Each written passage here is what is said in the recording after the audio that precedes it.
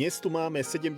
miniday vlog a spolu pôjdeme montovať tieto krásne loftové dvere do obce Oravské Veselé. Zákaznička videla moju prácu na jednom z mojich vlogov, tak mi napísala a dohodli sme sa na dodaní a montáži takýchto krásnych dverí. V novostavbe potrebovali opticky oddeliť priestor pri hlavnom vstupe do domu, ale aj z praktického hľadiska nech im neprúdi napriamo studený vzduch pri otvorení vchodových dverí. Čierne loftové dvere v posuvnom prevedení sú ideálne riešenie presne pre takýto prípad a dizajnovo sú veľmi pekné, celý interiér potom pôsobí o mnoho viacej fresh. Samozrejme nemôžete čakať od takýchto dverí zvukovú alebo tepelnú izoláciu, ale pri takejto konštrukcii sa to ani nesnažíme docieliť.